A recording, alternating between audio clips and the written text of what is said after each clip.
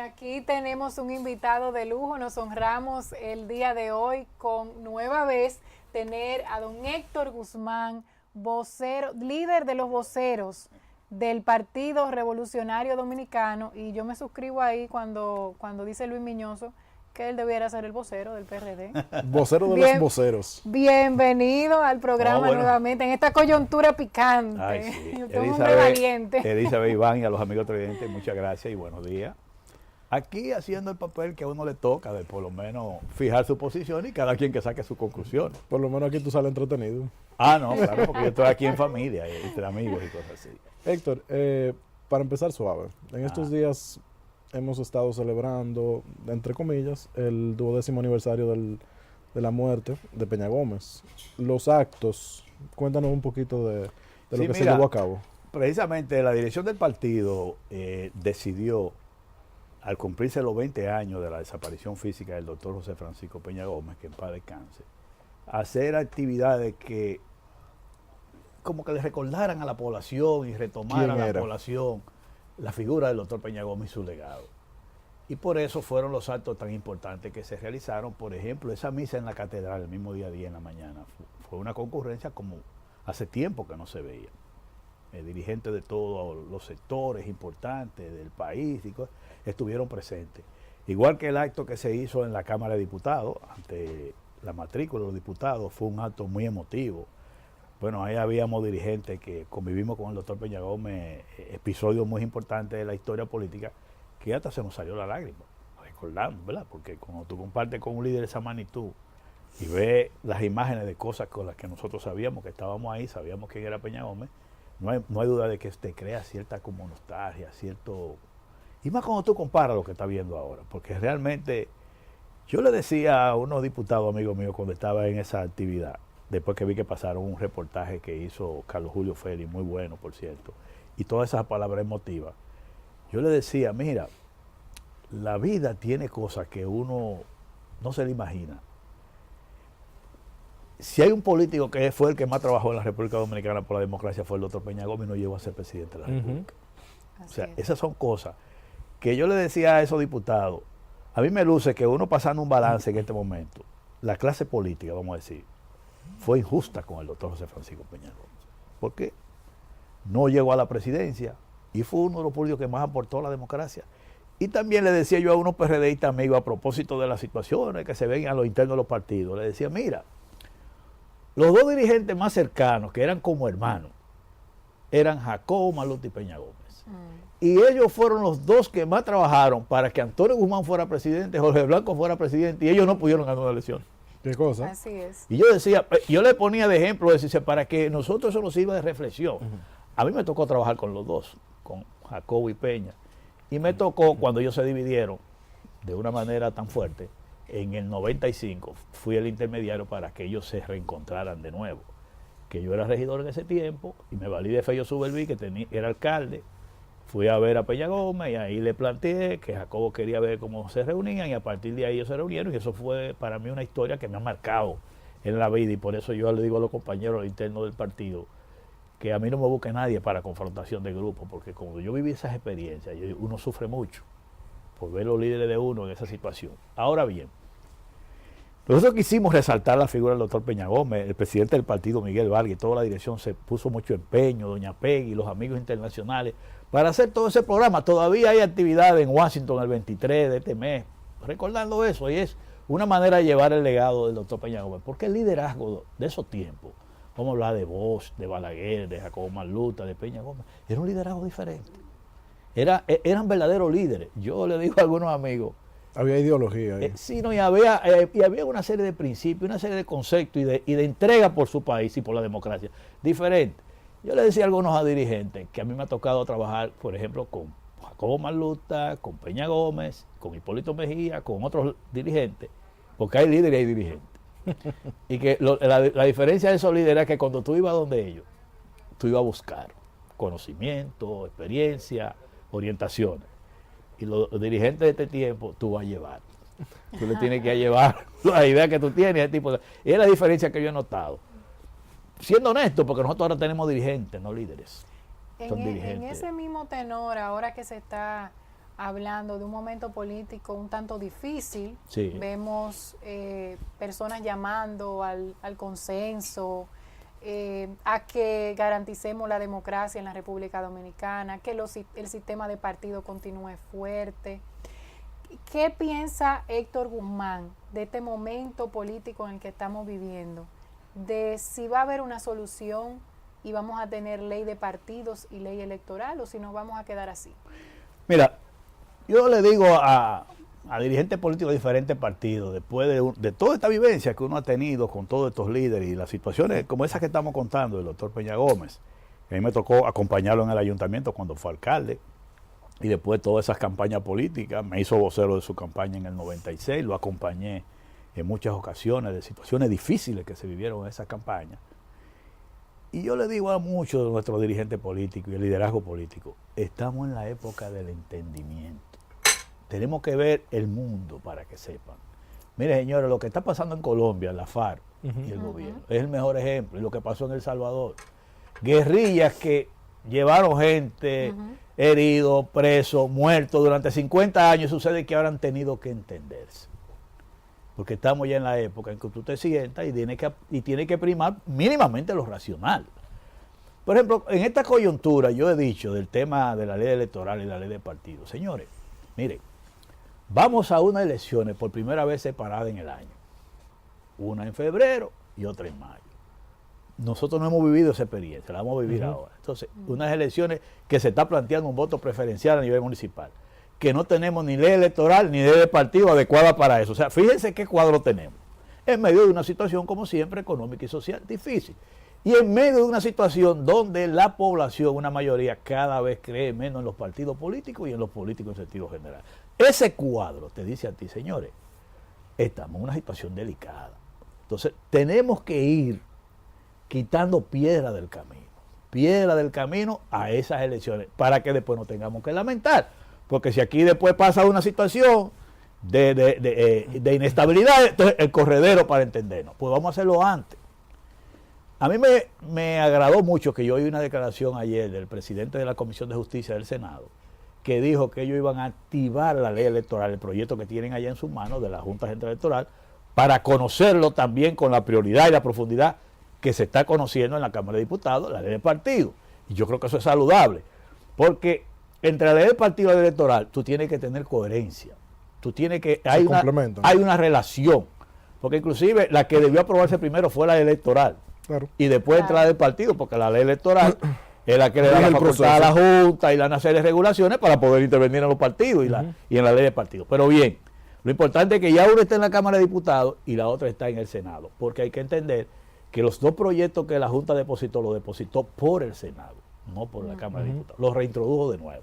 Es decir, estamos en un momento oportuno para que el liderazgo político, el liderazgo social, pero desprendido de pasión y de intereses particulares. O sea, que usted estaría de acuerdo con lo que plantean algunas personas de una cumbre del liderazgo político. Yo siempre he dicho que el diálogo no se puede descartar.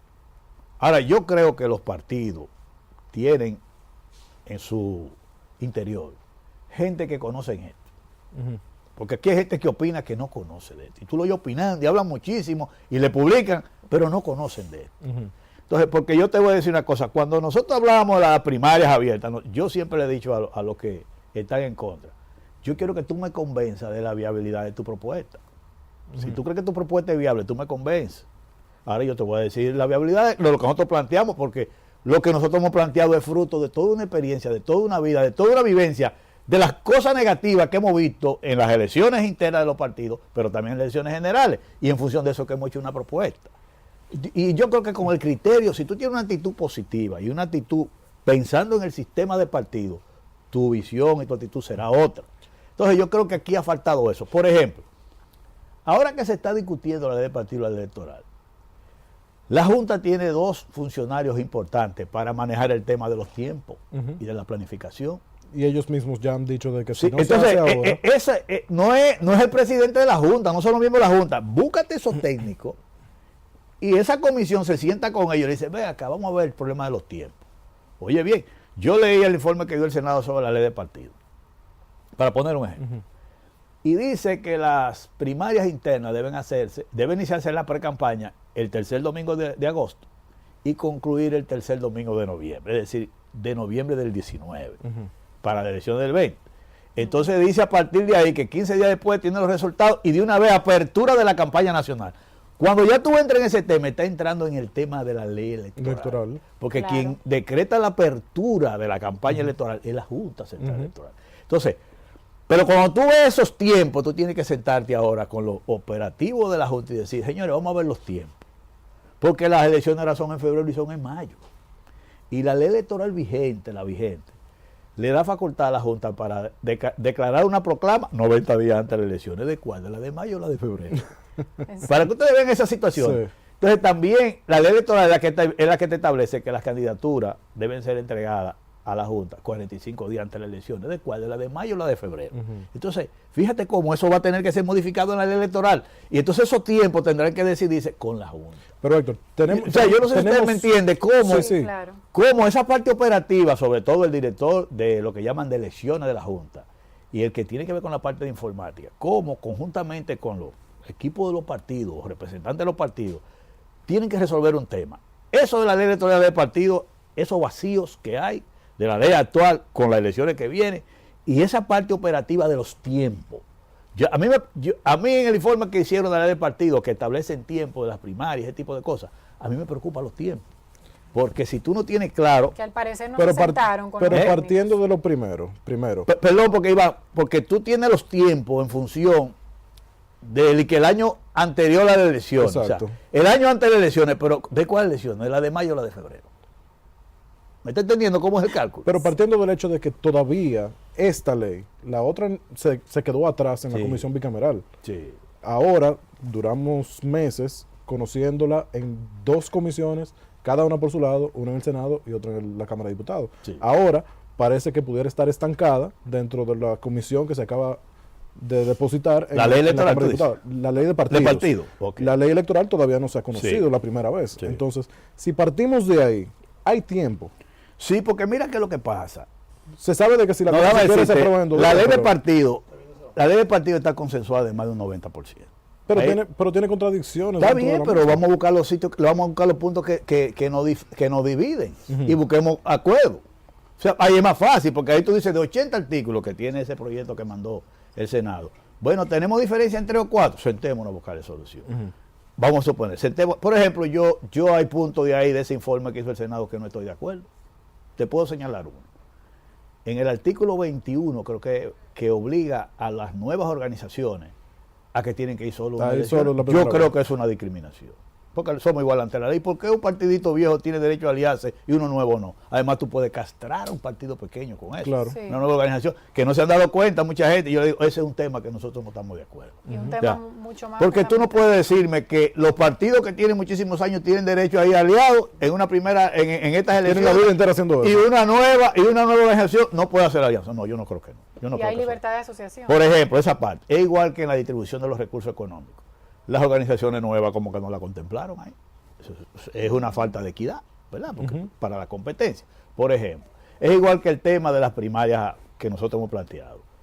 Bueno, yo creo que nosotros siempre dijimos que las organizaciones que obtuvieron menos del 5 no se deben obligar a primaria, sino que establezcan, por ejemplo, el método de asamblea, que ellos pueden establecerlo, pero el mismo día que se van a hacer la primaria.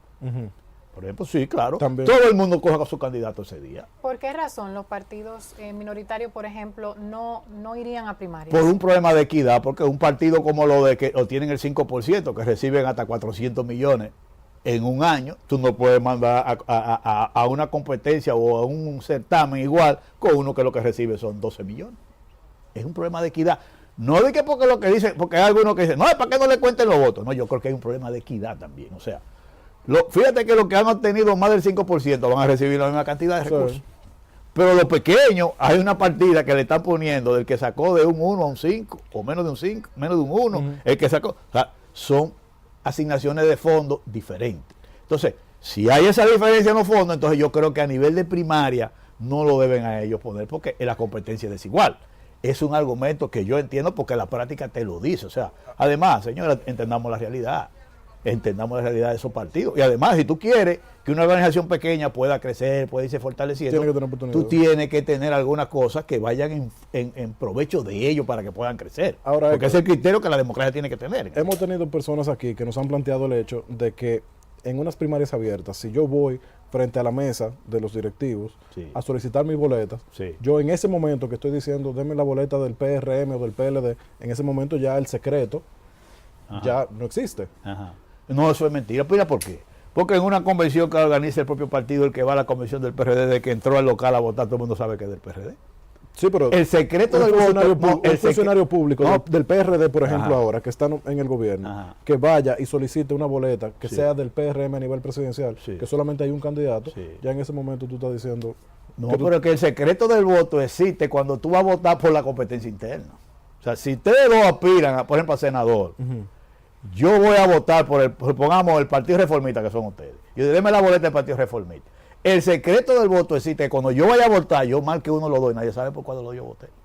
Porque es que estamos hablando de eventos internos de los partidos, no son elecciones nacionales. El evento interno de un partido significa que usted va a votar por su partido y el otro va a votar por su partido. Eso está claro.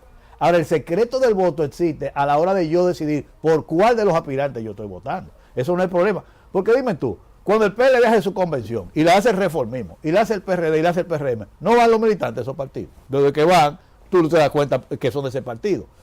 ¿Y qué ha pasado con los que son empleados públicos? Siempre han tenido su manera de votar, sin ningún problema.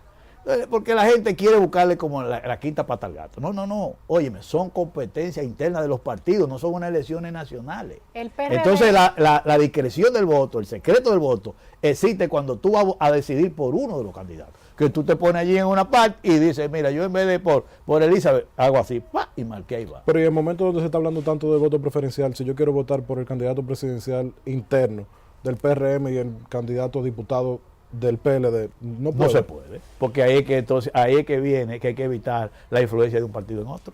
Por eso, mira, lo que evita que un Pero partido... estas son unas elecciones nacionales generales, entonces. No, porque cuando son elecciones generales, cuando tú activas los 16.000 colegios, tú no estás activando 16.000 colegios. Por eso es un tema que lo podemos hablar. Pero ¿por qué? ¿Tú sabes qué es lo que evita que un partido no influya al otro? El que sea el mismo día. Simultáneo. No tiene que ver el padrón, es el que sea el mismo día. Porque dime tú puedes tener un padrón, el padrón de la Junta en una convención, pero si tú lo haces un día los reformistas y otro día lo hace el PLD, así que tú puedes influir. Aún teniendo tu propio partido, tu propio padrón, si tú lo haces un día un partido y el otro lo hace otro día, ahí es que tú puedes influir. Pero el día que tú lo hagas, el mismo día, a la misma hora, en el mismo lugar, Sin padrón de concurrente. ¿eh? Sin padrón de Es concurrente. que el sistema automatizado de la Junta te genera un padrón de concurrente automáticamente. Yo oigo gente hablando de eso que no conocen estos temas. Mire, hermano, los delegados de los partidos son los primeros que llevan un padrón de concurrente. Usted lo ha visto, cuando usted va, que dice la cédula, y el sí. tipo tiene el padrón y comienza y te chequea. A mano. Pero tú sabes por qué lo hace. No solo para saber cuánto votaron, que tiene que cuadrar el acta, sino que lo hace porque los partidos le dan seguimiento a sus simpatizantes que tienen voto cautivo, le llaman, voto duro. Y cada hora dan un corte y le pasan un reporte al equipo que está fuera para saber si algunos de los militantes no han ido a votar y activarlo para que vayan a votar. Porque es que la gente no sabe la mecánica de esto. Óyeme, el padrón de concurrentes lo llevan los partidos y lo lleva la Junta automáticamente. ¿Y cómo lo hacen en las elecciones nacionales? Ustedes han oído hablando del padrón de concurrentes de que públicamente, porque eso sale automático. Desde que usted usa el sistema de la Junta, automáticamente te sale un padrón de concurrentes. Desde que tú llegas allí te registras, ¡pam! Eso hace así, ¡wup! Te reporta ya como votante. Y tú como partido, ahí el delegado le va dando reporte cada hora a su maquinaria política que está afuera, le mandan un papelito, quiénes fueron, quiénes no fueron, quiénes, sí, Salen a buscarlo. y salen a buscarlo, que eso se llamaba, eso es un programa que hace mucho tiempo que usan los partidos, que le llamaban PAO, los venezolanos, que ese reporte cada hora, que tú lo tienes allí en una caseta de seguimiento, todos los votantes de cada colegio y tú vas tachando según van votando. Para que eso hay que saberlo en la mecánica política. El PRD, a propósito de eso, en la próxima convención, ¿la hará abierta o cerradas? Eso se está decidiendo en una comisión que está elaborando una propuesta del proceso convencional. Lo vamos a hacer como dicen los estatutos y tenemos una sentencia ahí que tenemos que guiarnos, porque nosotros hemos dicho que vamos a coger la decisión de la sentencia. Pero también no descartamos la otra vía, que para eso tenemos un grupo de juristas en la parte legal que está manejando eso. Ahora, nosotros tenemos una sentencia que nos va a guiar de qué es lo que debemos hacer, pero también los estatutos partidarios. Y los estatutos del partido establecen el voto universal. Eso es así. Y volviendo al tema de fechas críticas, ¿cuáles son las fechas que ha establecido o se ha establecido el PRD, fechas límites y topes para cada uno de estos procesos? Bueno, la fecha que te pauta a ti un proceso convencional es que las autoridades terminan ahora el mes de septiembre. Es en septiembre que terminan las autoridades. Entonces actuales. la convención tiene que ser... Tiene que ser antes. Bueno, los estatutos no permiten que haya una prórroga de esa fecha. Sí, hay estatutos. Los estatutos establecen en un transitorio, que siempre lo ha tenido el PRD, en algunas ocasiones lo ha aplicado, que si por alguna causa de fuerza mayor tú no puedes celebrar la convención antes del vencimiento de las autoridades, tiene hasta 6 meses para en ese tiempo, no más de ahí, montar la convención. Eso sí, viene cayendo como en febrero del año que viene. Pero eso son situaciones que tú tienes que demostrar. Saber manejarlo. Sí, todo eso así, porque al final de cuentas, lo que importa es que tú sabes que tienes que hacer un proceso convencional, que tienes que elegir nuevas autoridades, tal y como establecen los estatutos. Y nosotros estamos muy claros en eso y lo vamos a hacer. Pero como le digo, estamos en una coyuntura donde se necesita que la gente sea racional, que se necesita el entendimiento, pero hablar cosas que no sean por interés particular y de gente que conozca, porque fíjate, yo vi que querían hacer un escándalo con la eliminación del párrafo ese, del artículo 42 del registro concurrente, y yo me reía, yo viendo la televisión, veía gente opinando, y yo decía, pero venga, que por el que no saben cuál es la mecánica de eso. Yo estoy de acuerdo que lo ponga porque lo que abunda no daña. Sí, el que quiere tenerlo ahí, que lo ponga. Ahora a mí eso no me mortifica, porque lo que conocemos, porque se hace como quiera. Lo que conocemos, el funcionamiento de eso, sabemos que eso es lo primero que los partidos llevan. Oiga, mi hermano, cuando usted va a votar a un sitio, el delegado te mira así de arriba abajo. Y cuando tiene la cédula, y mirándote a ver si el que está en la cédula eres tú. Y después que ve todo eso que chequea, ¿ustedes lo han visto cómo es? Hacen así, ¡siap! Y te rayan. Dice, aquí, este vino a votar. O sea, los mismos partidos llevan ese registro concurrente y el sistema automatizado de la Junta te lo va generando, porque ellos mismos necesitan eso. Y cuando pasan las elecciones, cualquier partido que necesite ese se lo dan, porque también eso te sirve como un instrumento de trabajo, como un partido para tú saber quiénes de tu gente no votaron. Ahí descubrimos nosotros un dirigente alto del PRD en las elecciones del 2004 que no votó. Y después por esto se lo sacaba en cara. ¿Qué es lo que tú vienes a hablar si tú no votaste por mí? Ni tú ni tu hermana. Le dijo así mismo. Porque los partidos... Porque el registro concurrente nos dimos cuenta que no fueron a votar. Ahora, lamentablemente el tiempo se nos ha acabado, pero usted tiene que volver para que nos explique algunas otras cosas, porque maneja el tema al dedillo y la ciudadanía espera que se le dé educación en ese sentido y podamos resolver algunos impases. Así que continúen con Diálogo Urgente. Agradecer a Héctor Guzmán, como siempre, por su intervención tan acertada en momentos en que la República Dominicana lo necesita, y lo tendremos nuevamente por aquí. Continúen con la programación.